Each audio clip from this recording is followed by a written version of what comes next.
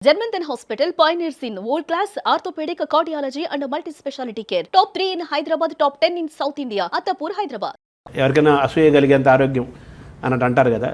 అంటే చూడటానికి మీరు మామూలు చూడటానికి ఆరోగ్యంగా కనిపిస్తారు, ఆరోగ్యంగా కూడా ఉన్నారు, రెండూ ఉన్నాయి కదా. స్లిమ్ అవుతున్నారు, బాగా స్లిమ్ అయ్యారు, ఈ మధ్య ఇంకా స్లిమ్ అయ్యారు. మీ ఆరోగ్య రహస్యం ఏంటి? అసలు పొద్దున్న నిద్ర లేచినప్పటి నుంచి పనుకునేంత వరకు మీ డైలీ ఏంటి మీ లైఫ్ స్టైల్ సార్?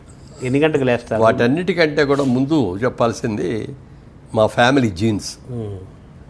మా ఫాదర్ 96 years బతికారు. ఆయన చనిపోయే 2 రోజుల ముందు కూడా వాకింగ్ చేస్తూనే ఉండేవారు మార్నింగ్. మా మదర్ 100 years బతికారు. So family genes are very good. అలా అని చెప్పి మన ఇష్టం వచ్చినట్టుగా లైఫ్ ఇది చేస్తే ఉండవు, పోతాం. అది ఒకటి మెయిన్గా అది ఉందండి.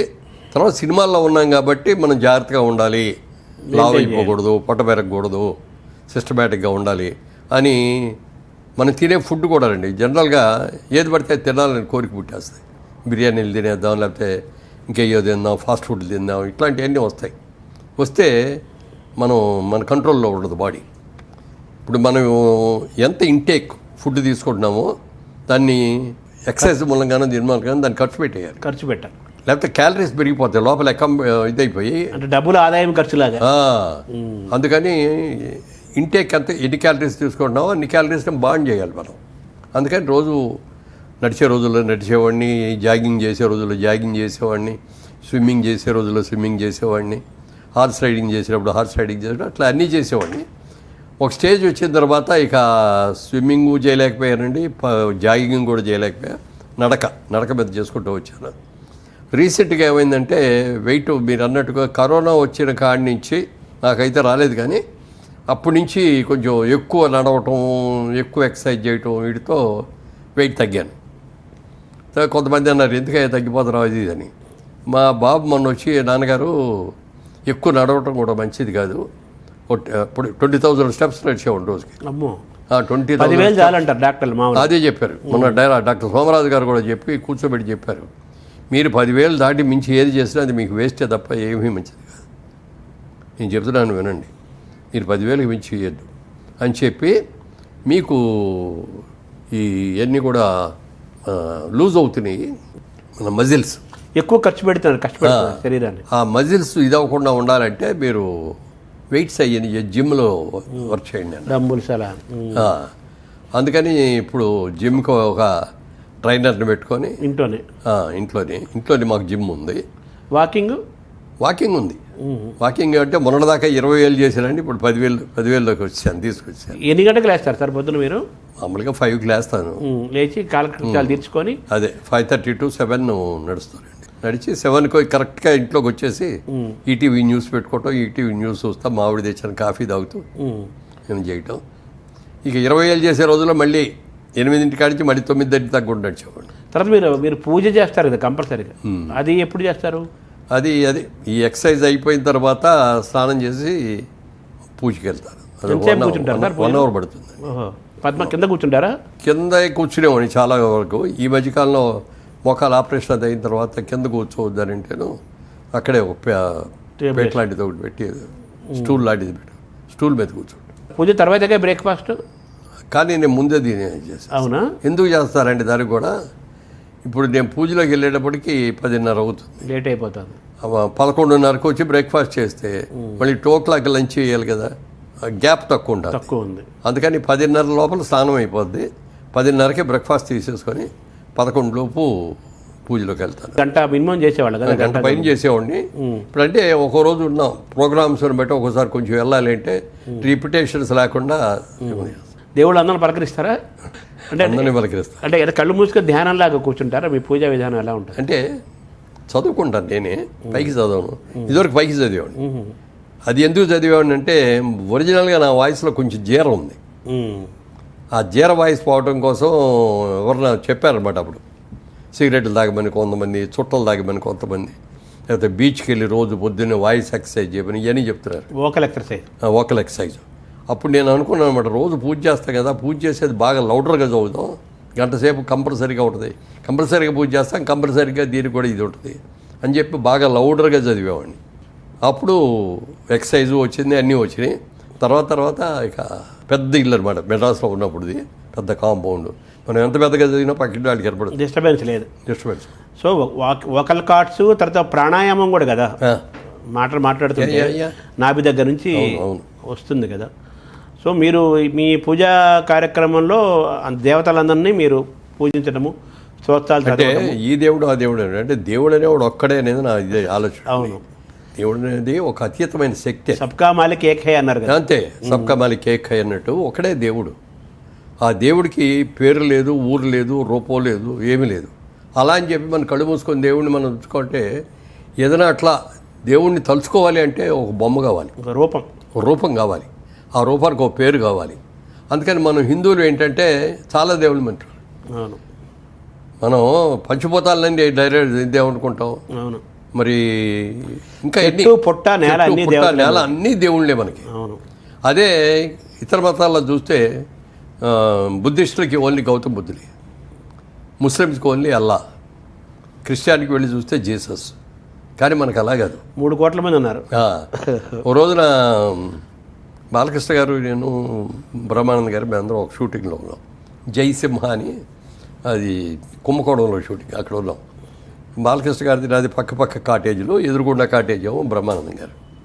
బాలకృష్ణ గారు ఆ రోజున పొద్దున్న షూటింగ్ వెళ్ళిపోయారు. ఈయన చేస్తూ ఉండగా నా దగ్గరికి వచ్చాడు బ్రహ్మానందం గారు. బయట కూర్చొని అన్నీ వింటున్నాడు, నేను మాట్లాడే ఈ చూసి అవన్నీ అయిన తర్వాత ఈ రోజు ఎంతసేపు చేస్తారు పూజ అన్నాడు. గంట సేపు చేస్తారండి అన్నాడు. ఏ దేవుడిని పూజిస్తారు అన్నాడు. అందరినీ పూజ చేస్తారండి. మరి మీరే దేవుడిని చేస్తారండి అన్న. నేను ఒక్కళ్ళే చేస్తానండి అన్నాడు. ఎవరిని చేస్తున్నారు మీరు అన్న. నేను వెంకటేశ్వర స్వామిని.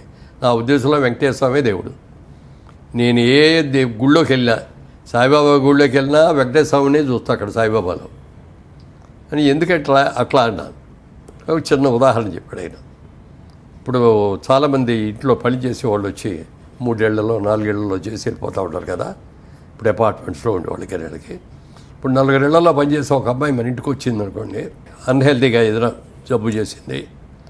మన ఇంట్లో పనిచేసే అమ్మాయి అయితే మనమే ఇచ్చిదిగా మా డబ్బులు తీసుకెళ్ళి చేయించుకుంటాం. 4 ఏళ్లలో చేసే అమ్మాయి మన ఇంటికి వచ్చింది, ఎవరో ఒకళ్ళు ఇస్తారులే అని ఎవడో ఇవ్వడు.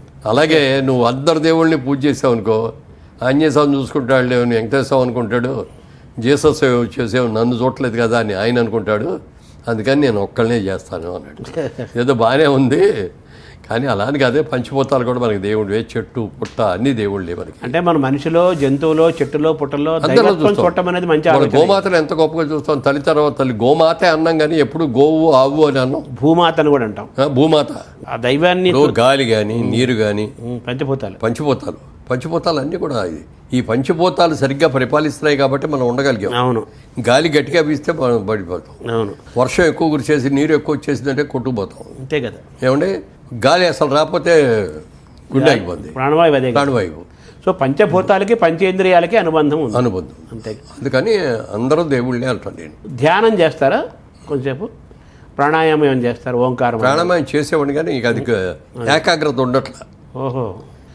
ఓంకారం చేద్దామని అనుకుంటే అది బాగా ప్రాక్టీస్ అవ్వాలి, ఇంకే ఆలోచనలు రాకూడదు. ధ్యానం చేస్తున్నారా మరి? చేస్తారా, కానీ కుదరట్లా. ఏదో టైం అయిపోతుంది, టైం చూసుకుంటూ ఉంటాం, ఏదో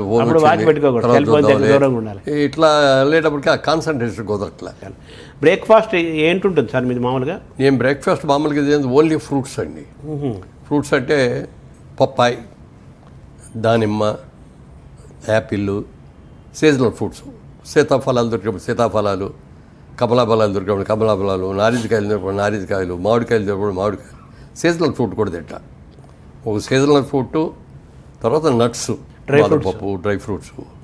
అంతేనా? మీ దోశలు ఇడ్లీలు ఉండవు? ఒక గ్లాసు రాగి జావ తాగుతాం. అంతేకాని దోశలు ఇడ్లీలు అలాంటివి ఉండవు. ఫ్రూట్స్, డ్రై ఫ్రూట్స్, నట్స్, రాగి జావా బ్రేక్ఫాస్ట్. లంచ్ ఎన్ని గంటలకు చేస్తారు? లంచ్ మామూలుగా 2 అండి. లంచ్ ఎలా ఉంటుంది మీది? లంచ్ ఓన్లీ వెజిటేరియన్, అంటే ఓన్లీ కాదు, నాన్ వెజిటేరియన్. సండే డెఫినెట్గా నాన్ వెజిటేరియన్ తింటామండి. మధ్య మధ్యలో ఒకసారి అరసారి ఏదైనా పార్టీ వెళ్ళాలని అక్కడ తింటూ ఉంటాం. బట్ రోజు ఫస్ట్ నేను కలుపుకునే మొదటి ముద్ద పప్పుకూర ఉంటుంది. పప్పు ఆకుకూర మొదటి నుంచి అంతే. మొదటి నుంచి అది కంపల్సరీగా మా ఇంట్లో పప్పుకూర, ఆకుకూరతో పప్పుకూర అనేది కంపల్సరీ. అది అయిన తర్వాత మామూలు కూర ఏదైనా ఉంటే అది తింటాను. అది అయిన తర్వాత నాన్ వెజ్ ఆఖరిలో తింటాను. నాన్ వెజ్ తగ్గించడం మొదలుపెట్టి ఎంతకాలం అయింది? అంటే ఎప్పుడు కూడా తక్కువేనండి, ఎక్కువ తినేవాడిని కాదు. ఎందుకంటే మీ అమ్మగారు వాళ్ళు కూడా కొద్దిగా పూజలు అవి చేసేవారు. మా అమ్మగారు వాళ్ళు అసలు తినరు. ఆహా. మా అమ్మగారు తినరు, మా అక్కగారు తినరు, మా చెల్లెలు తినదు, నాన్నగారు మా అమ్మాయి తినదు. నాన్నగారికి విపరీతమైన ఇష్టం, ఆయన రోజు పెట్టాలి. ఇప్పుడు మా డాక్టర్ తినదు. వాళ్ళకి 2 పిల్లలు, అబ్బాయి అమ్మాయి, వాళ్ళు తినరు. మేము శుద్ధ బ్రాహ్మణం ఒక విధంగా చెప్పాలి. అది కమ్మ బ్రాహ్మణ. మన తిప్పర్నేని రామస్వామి చౌదరి గారు చెప్పాలంటే ఆయన భాషలో కమ్మ బ్రాహ్మణులు. సో మీరు వెజిటేరియన్ ఎక్కువే తింటారు, నాన్ వెజ్ కంపారిటివ్, వెజిటేరియన్ ఎక్కువ. కంపారిటివ్. నైట్ టైం మాత్రం ఓన్లీ టిఫిన్, దోశ అయితే ఒక దోశ. ఆఫ్టర్ భోజనం లంచ్ తర్వాత ఏమైనా రెస్ట్ తీసుకుంటారా మధ్యాహ్నం ఏమన్నా? రెస్ట్ అంటే పడుకోనండి, పడుకొని ఏదో పేపర్లు చదువుకుంటాం. రిలాక్స్ అవ్వరా? మంచి పనుకోవటం, నిద్రపోవటం ఉండదు. పగలపూట నిద్రపోరు మీరు? పగలు పడుకో. ఈవినింగ్ ఎన్ని గంటలకు ఉంటుంది సార్ పెట్టినారు? Evening dinner 8 o'clock. నైట్ అది కూడా రైస్ అది ఉండదు. తింటే పుల్కా అది ఇట్లా, లేకపోతే ఏదైనా దోశ లేకపోతే ఇడ్లీ కానీ, వెరీ సింపుల్. అది కూడా. ఎంతకాలం నుంచి మీరు నైట్ టైం భోజనం మానేసి ఎంతకాలం అయింది? చాలా ఏళ్ళు అయిందండి. అబ్బో. నాకు పెళ్ళి తర్వాత సంసారం పెట్టేటప్పుడు ఇన్సూరెన్స్ చేయించుకున్నాం. ఇన్సూరెన్స్ చేయించుకుంటే మంచిది గారి పొద్దున మనం ఎట్లా ఉంటాం, తిరుగుతూ ఉంటాం. ఒక ఇన్సూరెన్స్ ఉంటే ఒక ఇది ఉంటుంది ఫ్యామిలీకి ఒక అని ఇన్సూరెన్స్ చేయిన తర్వాత 1 year అయిన తర్వాత ఇంకొంచెం చేద్దాం, ఆదాయం పెరిగింది కదా అని మళ్ళీ చేద్దామని వెళ్తే ఆయన చూసి ఇన్సూరెన్స్ ఏజెంట్ అన్నాడు, సార్ లాస్ట్ ఇయర్ ఇన్సూరెన్స్ చేసినప్పటికీ ఇప్పటికి 8 kgs పెరిగారు సార్, మీరు ఇలా పెరగటం మంచిది కాదు అన్నాడు. అప్పుడు కానీ నాకు తెలియలేదు నేను పెరుగుతున్నాను అనేది. ఇక అప్పటి నుంచి కంట్రోల్ పెట్టుకో. అప్పుడు పెద్ద ఏజ్ ఏం లేదుగా, మీరు 30s 40లో ఉంటారేమో. అప్పుడు లేదు, ఇంకా 30 లెస్ దాన్ 25లో పెళ్ళి అయింది. అవును. 26 ఆ టైంలో తీసుకొని అప్పటి నుంచి రాత్రిపూటకి భోజనం మానేసి, రైస్ మానేసి పుల్కా తినేవాడిని. అప్పటి నుంచే? అంటే మీకు 85 సినిమాలో రాకముందు నుంచే పుల్కా. అంతే. సినిమాలు 34 ఏళ్ల వయసులో వచ్చారు మీరు, అంతే కదా? 74 అనుకుంటా వచ్చిన కాడి నుంచి కూడా ఇక అది కంటిన్యూ. అంటే మీరు ఇప్పుడు 85 ఏళ్ళు అంటే 60 ఏళ్ల నుంచి మీరు ఆల్మోస్ట్ 60 ఏళ్ల నుంచి రాత్రిపూట భోజనం చేయట్లా, ఏకభుక్తమే. పనుకోవడం 8 గంటలు పనుకుంటారు సార్? 10 నిద్ర వెంటనే పడుతుందా మీకు?